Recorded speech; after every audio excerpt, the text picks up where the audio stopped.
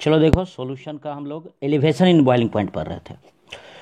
हम लोग ने देखा था कि कैसे अगर आप नॉन वोलेटाइल सॉल्यूट को सॉल्वेंट में डालते हो, प्योर सॉल्वेंट में डालते हो, तो फिर उसका बॉइलिंग पॉइंट बढ़ जाता है। क्यों बढ़ता है, रीज़न भी हम लोगों ने देखा था ग्राफिकली, ठीक है, स्टेटमेंट में भी हमने लिख दिया हुआ है, उसको आप देख लीजिए। फिर अब क्या करना है, इसमें रूल्स लॉ को, मैथमेटिकल कैलकुलेशन जो रूल्स लॉ का है उसको क्या करना है, इसमें फॉलो करना है और डेरिवेशन करना है, कुछ फार्मूला, मैथमेटिकल फार्मूला, ठीक है, कि कितना ज़्यादा बॉइलिंग पॉइंट बढ़ेगा, एलिवेशन इन बॉइलिंग पॉइंट कितना होगा उसके लिए।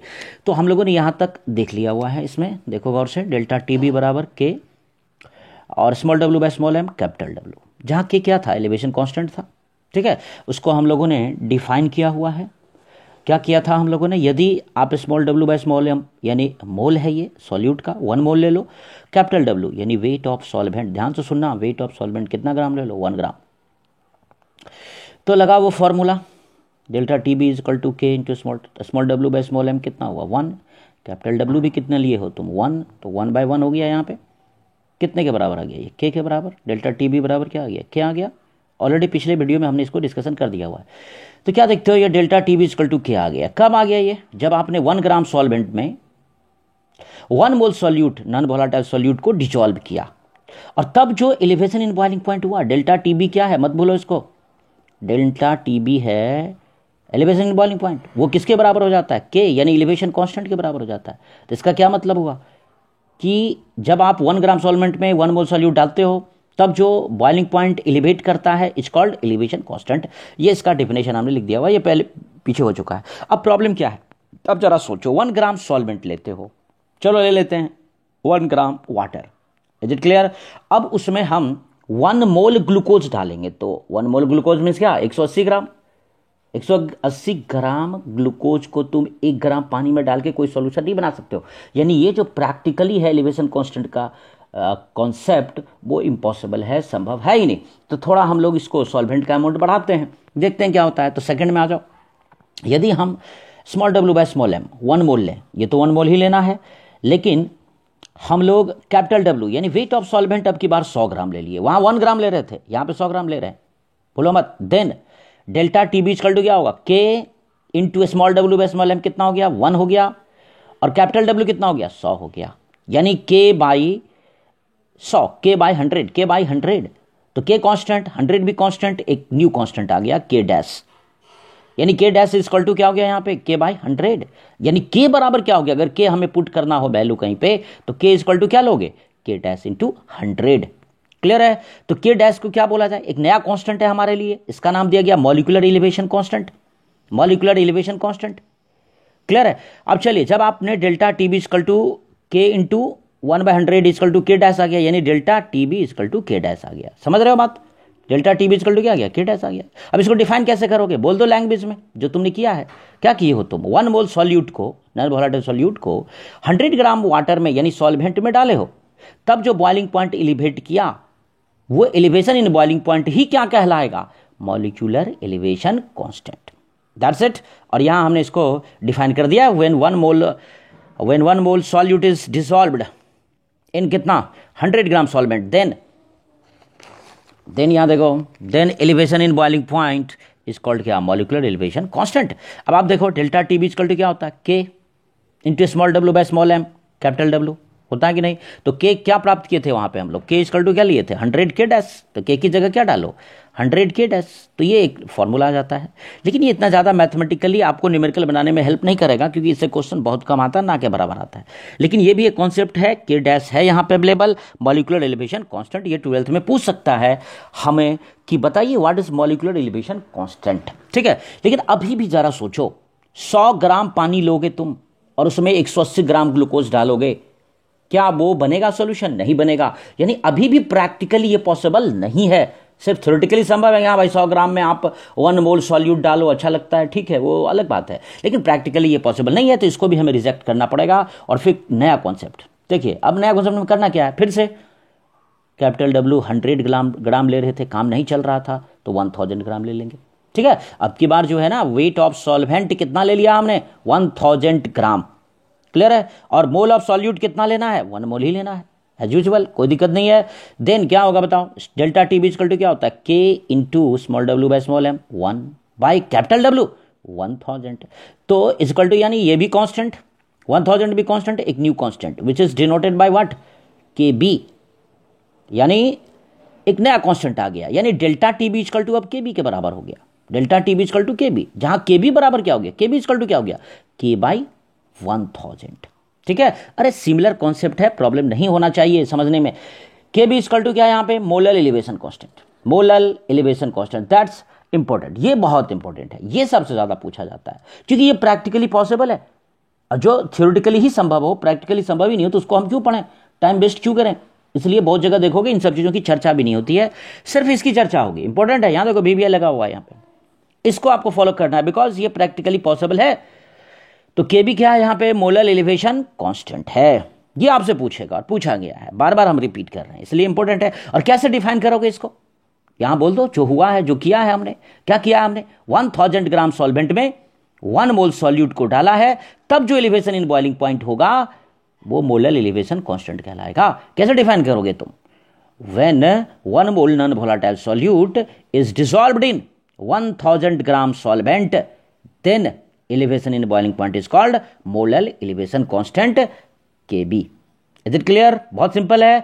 1000 ग्राम सॉल्वेंट में 1 मोल सॉल्यूट डालोगे, नॉन वोलेटाइल सॉल्यूट डालोगे तो बॉइलिंग पॉइंट बढ़ेगा, जितना बढ़ेगा, अरे 2 डिग्री बढ़ा, 1.5 डिग्री बढ़ा, 0.8 डिग्री बढ़ा, जो बढ़ा वही क्या कहलाएगा, मोलर एलिवेशन कांस्टेंट कहलाएगा। Is it clear. अब देखो यहाँ पे क्या था हमारा, Kb इक्वल टू के बाई 1000 था, तो के इक्वल टू क्या हो जाएगा, 1000 इंटू के बी। क्लियर है, अरे यहां देखो ना भाई, के बी इज इक्वल टू क्या है, के बाई 1000, तो के इक्वल टू क्या हो जाएगा, ऑफकोर्स के बी इंटू 1000। तो चलिए अब इस फॉर्मूला में इसको हम लोग पुट कर देते हैं। फॉर्मूला क्या है हमारे पास, बेसिक वाला, delta T B equal to K into small W by small M capital W. तो के की जगह क्या पुट करो, 1000 के बी, तो 1000 के बी पुट कर दिया, के की जगह कर दिया ना, into small W by small M capital W. तो ये बहुत ही इंपॉर्टेंट फॉर्मूला है, यहाँ देखो बीबीआई लिखा हुआ है, जितना भी न्यूमेरिकल्स आना है इस फॉर्मूला से रिलेटेड आना है। अगर इस टॉपिक से एलिवेशन इन बॉइलिंग पॉइंट से कोई न्यूमेरिकल्स आता है 12th में, आईटी में, कहीं भी बहुत आ चुका है, आप देख सकते हो, क्वेश्चन बैंक उठाओगे आपको पता चलेगा कि हाँ सर ये तो बहुत पूछा हुआ है। तो ये फॉर्मूला इंपॉर्टेंट है हमारे लिए। क्लियर है, जहाँ स्मॉल डब्ल्यू क्या है फिर से हम यहाँ पे क्लियर कर दे रहे हैं, देखो इसलिए क्योंकि ये हमें न्यूमेरिकली अप्लाई करना है इसे, तो इसलिए हमने इसको फिर से यहाँ डेल्टा टी बी क्या है, एलिवेशन इन बॉइलिंग पॉइंट, यानी बॉइलिंग पॉइंट कितना बड़ा, के बी क्या है, मोलर एलिवेशन कांस्टेंट दिया रहेगा, वैल्यू फिक्स्ड है सॉल्वेंट के लिए। स्मॉल डब्ल्यू क्या है, weight of solute, small M क्या है, मॉलिक्यूलर वेट ऑफ सॉल्यूट, और कैपिटल डब्ल्यू क्या है भाई, वेट ऑफ सॉल्वेंट। क्लियर है। Now delta T B equal to K B into बचा क्या, 1000 small W small M capital W. तो चले के बी को हम अलग कर लेते हैं, और जो बचा इस डेल्टा टी बी के फॉर्मूला में, जो अभी हम लोगों ने किया था उसको डेराइव किया था, ये जो फॉर्मूला तुमको घिरा हुआ दिख रहा है स्मॉल ब्रैकेट में, ये फॉर्मूला किसका है, याद करो, याद किसी को नहीं होगा, मोलैलिटी का फॉर्मूला है ये। किसका फॉर्मूला है ये, तो के बी इंटू क्या हो गया यहाँ पे, molality, delta T B equal to क्या हो गया, मोलैलिटी इंटू क्या, के बी। क्लियर है। अगर मोलैलिटी दिया हुआ है न्यूमेरिकल्स क्वेश्चन में दिया हुआ है मोलैलिटी, तो सीधे मोलैलिटी का वैल्यू पुट करो यहाँ पे, केबी का वैल्यू पुट करो, डेल्टा टी भी निकाल लो। अगर मोलैलिटी नहीं दिया हुआ है, small W small M capital W में दिया हुआ है क्वेश्चन, तो ये यूज करो। ठीक है। अच्छा, आप केबी को भगा दो यहाँ से, तो ये इक्वल साइन प्रोपोर्शनल बन जाएगा। ऑफकोर्स जानते हो ना, प्रोपोर्शनल साइन को हटाते हो तो कांस्टेंट क्या आ जाता है वहां पे, कांस्टेंट के साथ इक्वल आ जाता है।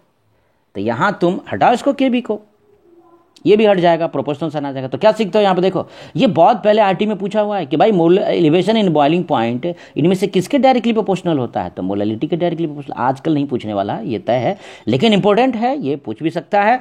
लेकिन ये 12th में तो ऑफकोर्स पूछता ही है। याद रखिए, elevation in boiling point is directly proportional to molality of solution. K B क्या था भाई, ये तो जान ही रहे हो, मोलर एलिवेशन कांस्टेंट है, ये depends on nature of solvent. Solvent बदलोगे केबी का वैल्यू बदल जाएगा। सिंपल सी बात है। क्योंकि देखो, जब तुम देखते हो, फिर से हम एक बार रिपीट कर दे रहे हैं, तुमने सॉल्यूट कौन सा लिया हुआ ये बताओ, नॉन वोलेटाइल लिए हो, ठीक है। और ये जो एलिवेशन इन बॉइलिंग पॉइंट है, नॉन वोलेटाइल सॉल्यूट के नंबर ऑफ सॉल्यूट पार्टिकल पर डिपेंड करता है, ना कि उसके नेचर पे।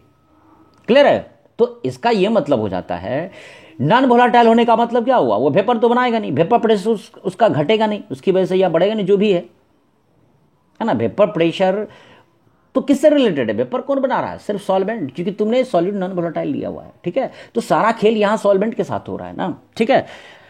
तो इसलिए आप याद रखिए नेचर ऑफ सॉल्वेंट पर डिपेंड करेगा। यूनिट क्या होगा, वेरी सिंपल, यूनिट क्या होगा, के बी इक्वल टू हो जाएगा delta T B by molality. तो डेल्टा टी बी यानी elevation in boiling point kelvin, और केल्विन पर मोलैलिटी यानी मोलैलिटी का क्या, ये मोल पर केजी, मोल पर केजी। तो ये हो जाएगा, कोई दिक्कत नहीं है इसमें, ठीक है। अब चलिए देखिए केबी अगर मान लो हमको निकालने के लिए दे कि भाई आप फाइंड द केबी, तो केबी का भी एक फॉर्मूला होता है, याद रखिए इसको, R T square by 1000 into L B. सबको देखो कौन क्या है, आर जानते हो गैस कांस्टेंट, और ये टी जो है ना, ये जनरल टेम्परेचर नहीं है, ये बॉइलिंग पॉइंट ऑफ सॉल्वेंट है, क्योंकि केबी तो सॉल्वेंट के लिए बदलता है, ठीक है, सॉल्वेंट पे डिपेंड करता है। तो डेफिनेटली यहाँ जो आप देख रहे हो ना टी, ये बॉइलिंग पॉइंट ऑफ सॉल्वेंट है। और एल भी क्या है भाई, लेटेंट हीट ऑफ वेपोराइजेशन पर ग्राम, है ना। वेपोराइजेशन लिक्विड से वेपर बनना, और 1 ग्राम लिक्विड को वेपर बनाने के लिए जितना हीट देना पड़ता है उसी को ना लेटेंट हीट ऑफ वेपोराइजेशन कहोगे, एल भी है ये, ठीक है। अब चूंकि ये पर ग्राम है, अगर तुम बोलोगे सर अगर हमें डाटा पर मोल वाला दिया हो तो ये तो 1 ग्राम के लिए ना आपने एलबी का वैल्यू यहां पे रखना है हमको, लेकिन अगर ये पर मोल के लिए तो चलो उसको कैलकुलेट कर लेते हैं भाई। 1 ग्राम के लिए जो हीट देना पड़ेगा हमको लिक्विड से हीट वेपर बनाने के लिए, उसे एलबी कहते हो, लेटेंट हीट ऑफ वेपराइजेशन पर ग्राम कहते हो, 1 ग्राम वाला। तो ऐसा करते हैं मॉलिक्यूलर वेट इन ग्राम के लिए निकालते हैं कितना हीट देना पड़ेगा। अरे ये 1 ग्राम में इतना हीट देना पड़ता है भाई, तो मॉलिक्यूलर वेट इन ग्राम में कितना हीट देना पड़ेगा। पहले ये देखो मॉलिक्यूलर वेट इन ग्राम 1 मोल के बराबर होता है, मोल कॉन्सेप्ट पढ़ चुके हो है ना। तो molecular weight in gram 1 mole is equal to क्या पढ़ाए थे, मॉलिक्यूलर वेट इन ग्राम या एटॉमिक वेट इन ग्राम, यानी फॉर्मूला वेट इन ग्राम, ठीक है ना। अब जरा सोचो मॉलिक्यूलर वेट इन ग्राम 1 मोल होता है, तो 1 ग्राम में इतना हीट लगा हमको, तो मॉलिक्यूलर वेट इन ग्राम में कितना हीट लगेगा, मल्टीप्लाई करो, यूनिटरी मेथड अप्लाई करो, L V into molecular weight, L V into molecular wait, clear है ना, L V into molecular wait, ठीक है।